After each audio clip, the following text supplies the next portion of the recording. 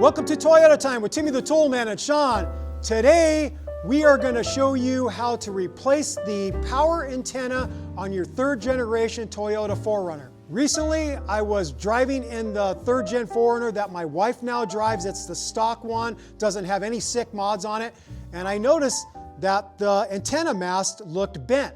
And I asked my wife, hey, how did that happen? And she says, I don't know. And so I know that the only way that thing gets bent is if you have the antenna up and something hit it. She has been going to a car wash and she says she always turns the vehicle off, but maybe one of the workers turned the key on for some reason and the antenna mast came up, and then when it went through that automated car wash, it bent the mast. And so I tried to bend it back in shape, and lo and behold, the thing snapped off, and then now the motor was grinding like crazy, and that just wasn't going to work. So I did take it off already, and I snipped the line for the antenna just so I can get that damn thing off the vehicle.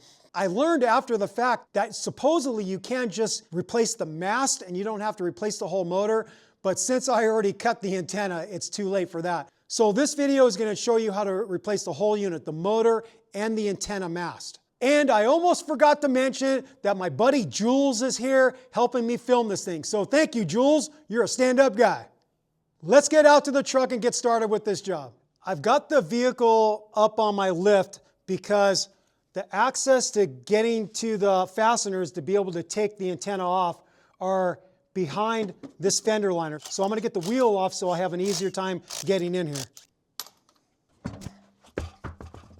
Now that I have the tire out of the way, I'm going to take out a multitude of 10mm bolts that hold on parts of the fender flare. So there's two right here that hold this part on, and then there's one here, there's one here, there's one there, and then there's one there, and that's it for the bolts. I'm going to use my 1/4" Milwaukee fuel ratchet, short 1/4" extension, and 10mm socket to zip those bolts out.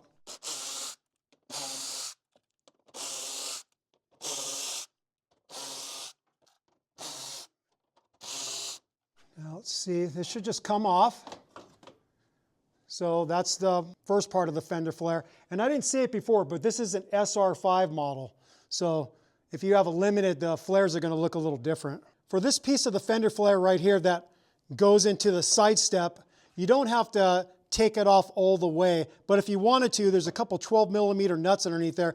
But I just need to be able to access this clip right here that this piece hides. So that's why you have to take those two bolts out to where you can get this fender liner out. Now what I need to do is get a bunch of plastic clips undone so I can get the fender liner out. And using a pry tool to get a purchase on it is a good way to go, but to actually get these things out clean is not very easy. Usually what happens is you just have to break them. And a lot of times I resort to just grabbing it with a pair of big dikes and just cut it off, because it is very difficult to get them off to where you can reuse them. So I'll pry on it a little bit, try to get it out, and I'll get a little bit of a purchase, and then I'll grab my dikes and I'll just cut it off. Just like that. So there's one right here that I already mentioned. Get it bent out a little bit and cut that sucker off. Okay, there's another one right here.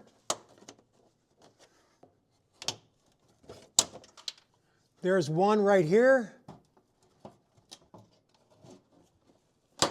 One right here. There's one right here.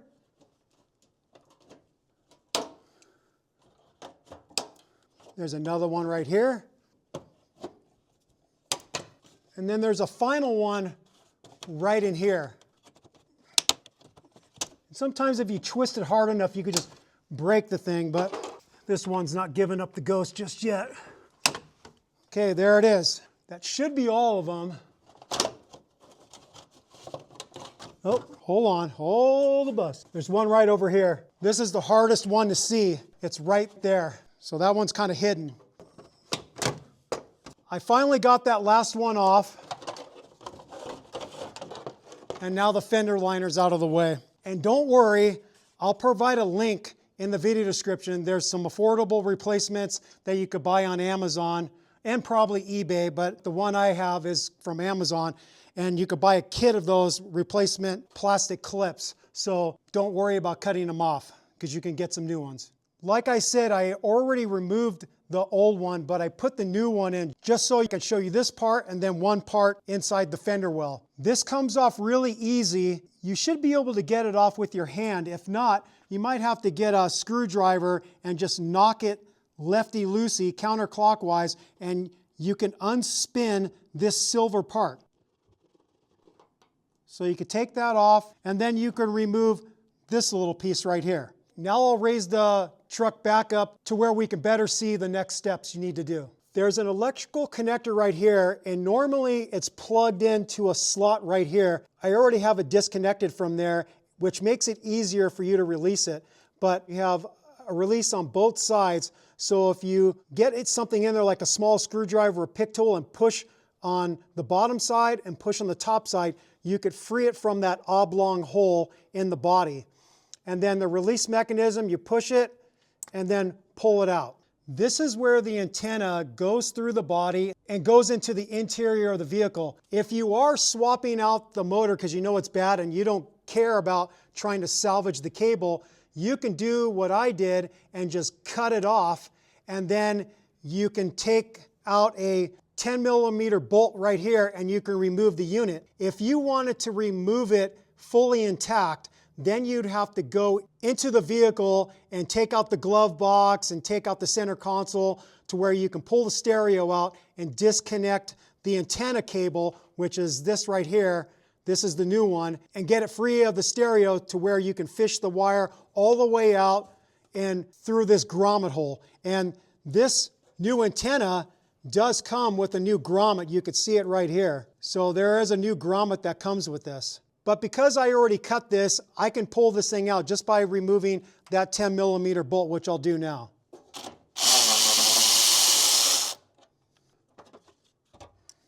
And there's the unit. Yours is obviously going to look a lot dirtier because this is in the fender well, and even though it has the fender liner, lots of dirt gets in there, and that's why they protect this thing with plastic. While I still have the vehicle up in the air, I'm going to pull this grommet out. Just going to use my fingers. Okay, and now that's out. And now I'll drop the vehicle back down to the ground so I can get into the interior and start working on fishing the old antenna wire out from the interior. We're inside the truck on the passenger side, and I'm going to take out the glove box. It's held in with just a couple JIS screws, one here and one there. And I'm going to use my JIS screwdriver to get them out.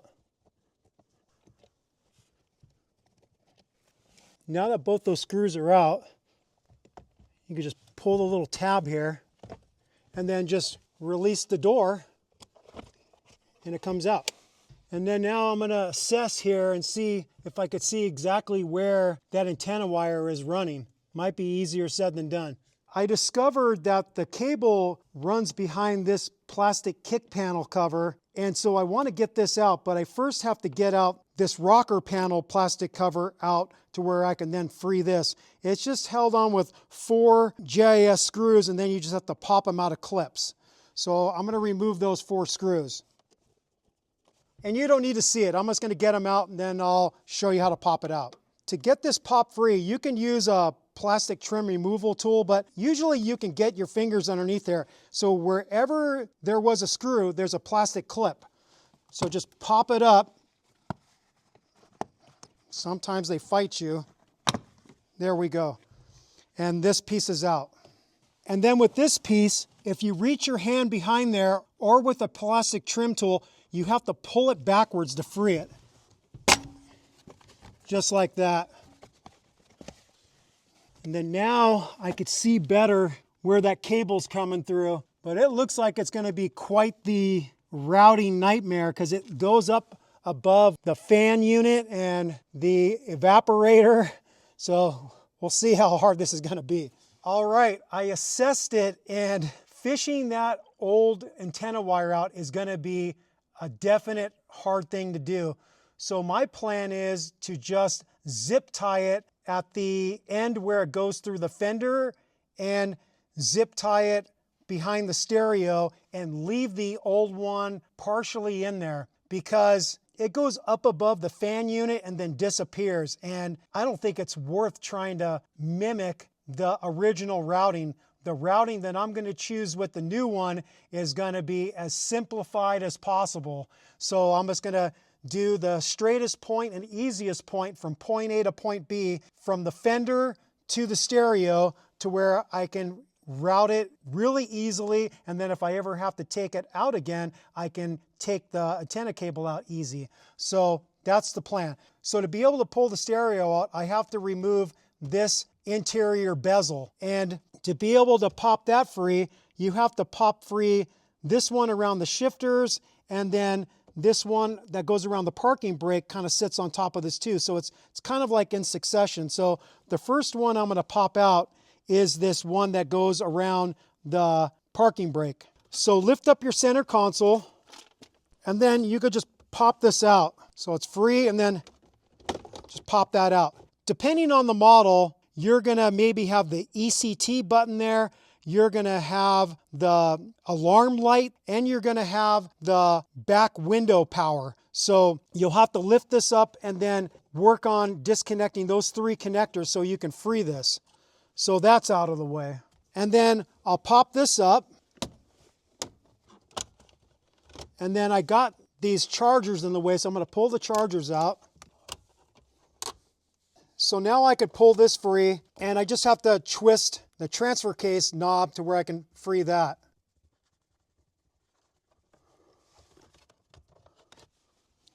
And then now nothing's going to stop me from being able to pull this free. So I'm going to get my scan gauge disconnected, pull that out. I want to pull off all these knobs. So for the fan control, for the recirculate or fresh air, the temperature control, the selector for where you want the air coming out. I could pull my stereo faceplate off. I'm going to take the ashtray out, and then I should be able to start pulling this free. And you have to be careful. You just can't pull with reckless abandon, because you have all these electrical connections. You got electrical connections for these buttons, for the controls, for the rear hatch window, for the hazard lights. So you got to be careful.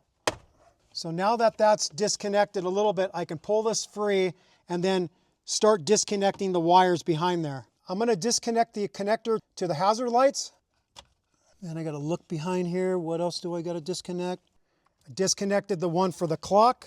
I'm going to maybe get these ones on the bottom to maybe where I could twist this thing to where I could see it better.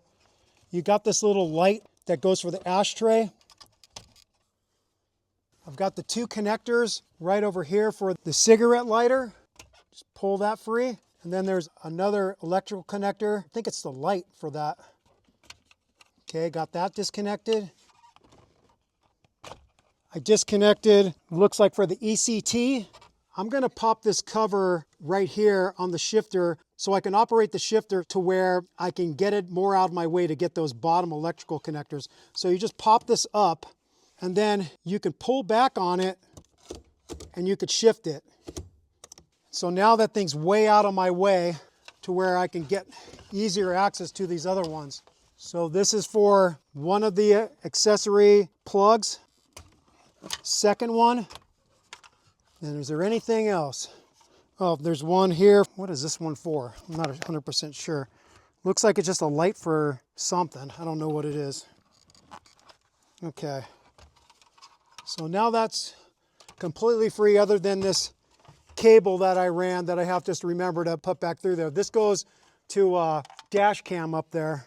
One thing I forgot to mention is if you have a limited model and you want to get the center trim bezel out of the way, you have to pry this free to expose a couple screws. I think there's just a couple, there might be more. And pull this faceplate off for the climate control to get to those screws, because you'll be pulling and pulling and then you're trying to figure out what the hell's going on. Why won't it come free? And it's because you have to get in there with like a small screwdriver or a really thin plastic trim tool to pull this off to expose those screws that are hidden behind here. Now I'm going to attack the stereo here. It's held on with 4 8mm bolts. You could also do it with a GIS screwdriver, but I'm going to use my Milwaukee ratchet.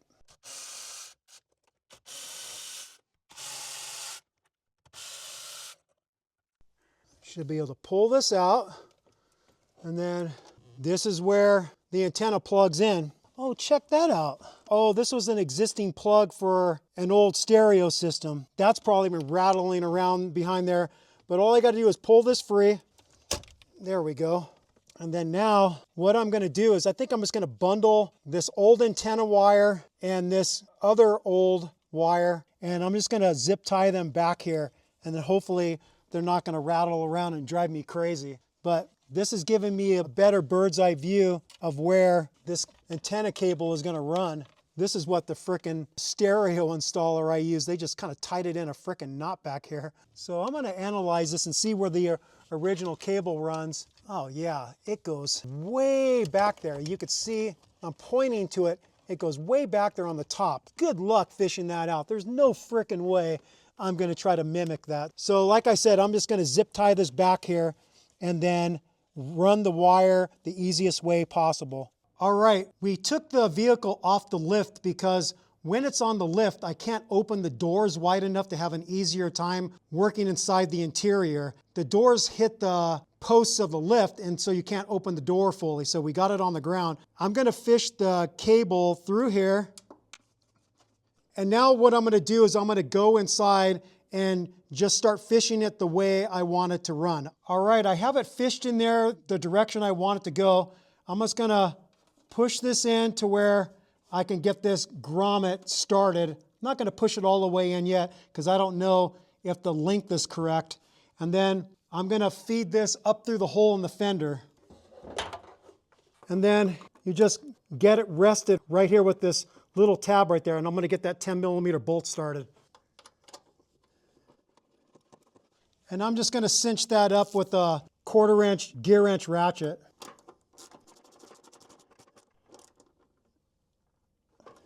And then now I'm going to turn my attention up here. I'm going to get this plastic piece put over the top and then get this silver piece screwed on. And I'm pushing up on the motor a little bit to get it nice and cinched up tight. Okay, that feels good. Now we'll go back into the fender and I'm going to push the grommet into the hole here. Getting that grommet in there is easier said than done. Still doesn't feel like it's 100% in there. There we go, that's fully in there. And then when we lift the truck back up, I'm gonna make the electrical connection. I'm not gonna bother doing it right now. So the easiest route that I found is just right along here, right in front of the evaporator. I'm not gonna try to fish it through some really complicated thing here. And it's probably gonna have some excess. I think I'm gonna route this around here. I'm just gonna put the first zip tie right here.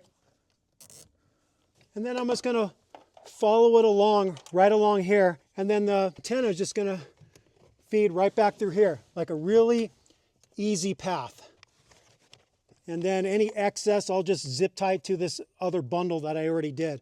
So you don't need to see it. I'm gonna zip tie it all in place and then we'll come back. All right, I got it zip tied pretty good right behind the area of the glove box. I'm gonna plug it in.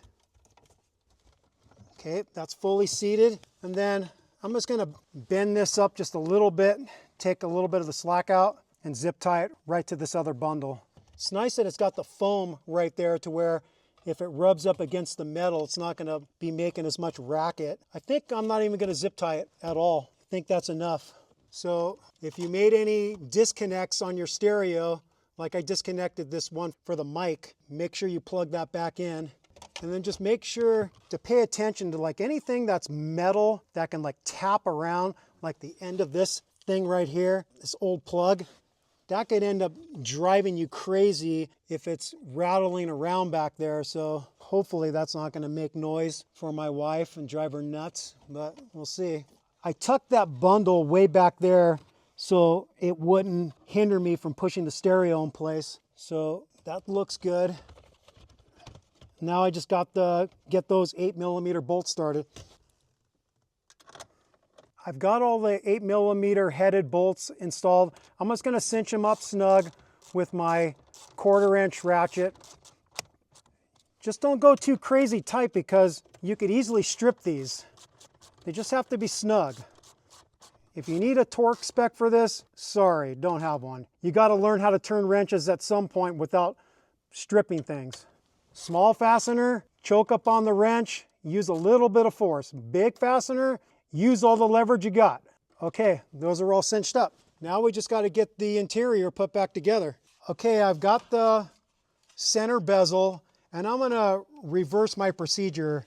Again, I still have the shifter all the way pulled back to give me more room to work in here. So the last ones I got undone were the 2 accessory chargers. So I'll plug those in. And then I've got these 2 right here. This is for the cigarette lighter. Made that connection. I've got the light for the ashtray. So I got all those connected on the bottom. The 2 accessory charging ports, the cigarette lighter, and the lamp for the ashtray. Now we'll turn our attention to the top. And it's convenient that Toyota makes it to where they're all different sizes, so you can't really mess it up. So I'm going to get this one. This one is that one I didn't know what it's for. I've got this one that goes to the ECT power and the defroster. Then I've got the one for the clock. Then I got the one for the hazard lights. And I'm pretty damn sure that's it. At least I better be sure before pushing this thing back in. I don't see any other connectors that aren't connected. Just gonna do one last double check. Okay, I'm satisfied I got them all. Then you just gotta push this back in place. You gotta line up the vents for the heating and AC. Okay, that's all plugged in. Then I just gotta get some of my stuff that I have that are accessory, like this scan gauge. I could get the shifter plate back on here. And at this point, I'm gonna go ahead and shift it back into park. So I pull the plastic lever back and then I can get it back into park. Okay, snap that in place. Put the 4-wheel drive shifter back on. Okay, that's lined back up. Get the ashtray back in there. Plug in all my accessory plugs back in. Now I'll get the plastic piece that goes around the parking brake put back in.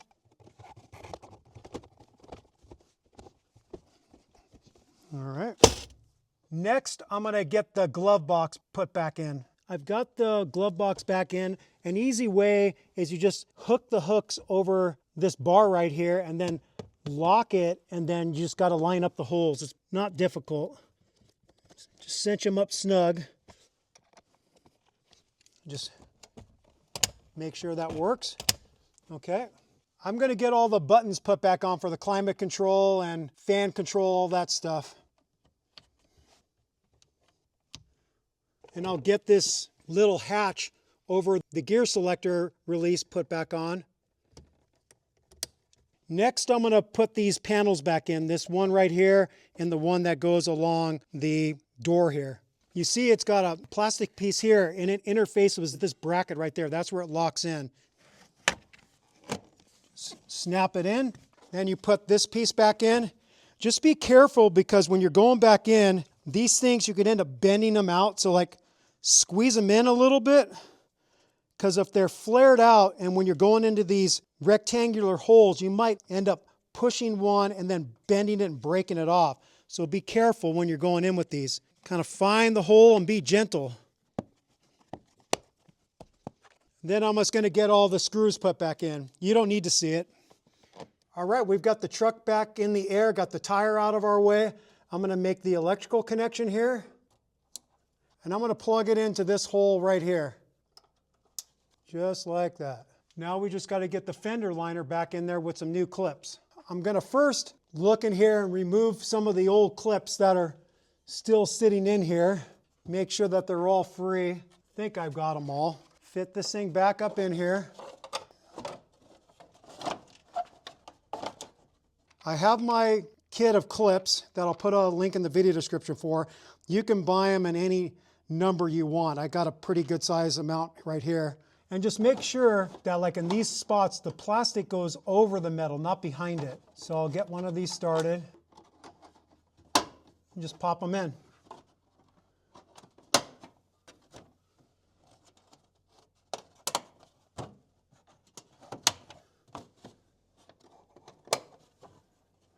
And remember, there's this one that's hidden behind there. And you've got one right here. Got another one right here. Got one that hides behind here. Now that all the fender liner clips are in, I'm going to get the fender flare put back in.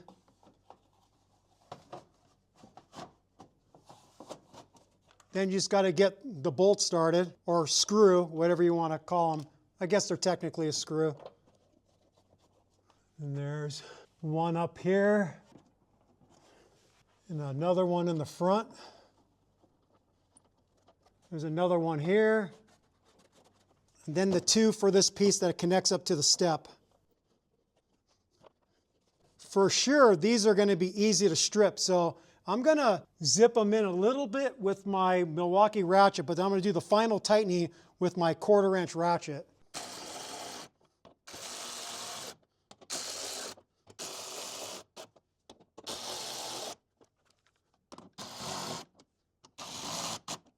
I never like using a powerful ratchet like those Milwaukee ratchets for doing the final tightening, because you could easily strip them out, especially because these are going into plastic. So you got to be careful how much force you use. And you see that I'm choking up on this 1/4 inch ratchet. I'm not even using all the leverage available. Okay, all of those 10mm screws are tight. Now I just got to get the wheel back on.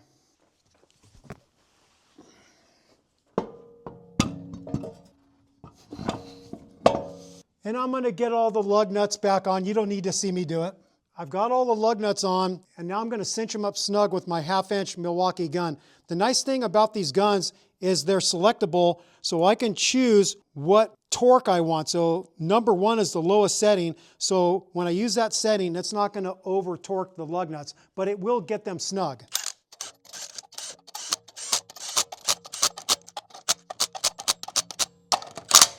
All right, we're going to lower this thing back down to the ground and see if the job was a success. Now, if I was working smarter, before putting the fender trim back on and everything buttoned up, I would have checked to see if the damn thing was working, but I'm hoping I didn't get a bad part. I know I got the electrical connection made. I know I got the antenna hooked up correctly. So if I run into bad luck and it's a bad unit, oh well, I'm going to have to live with my stupid mistake and have to redo work. Hopefully I won't.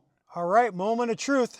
I'm going to turn on the key and the antenna should go up.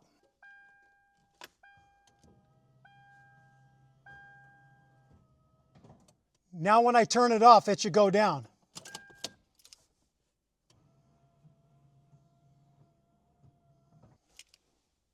Success. All right, we're all done with this job with the exception of torquing the lug nuts, and I usually use 85 foot-pounds as a torque value for the lug nuts on my 3rd gen 4runners.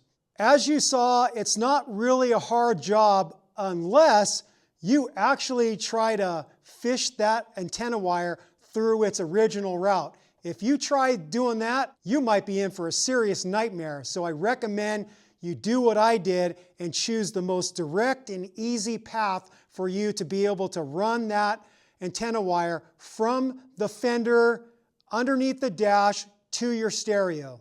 And then you can follow my lead and just gather up the old antenna wire and zip tie it somewhere, hopefully to where it's not going to rattle around and drive you bonkers.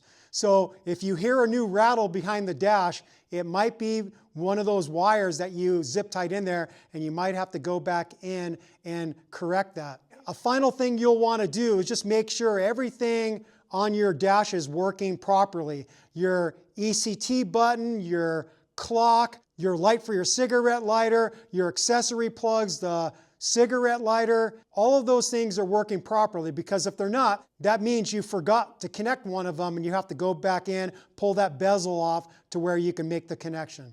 So there it is there. You now know how to replace the power antenna on your third generation Toyota 4Runner.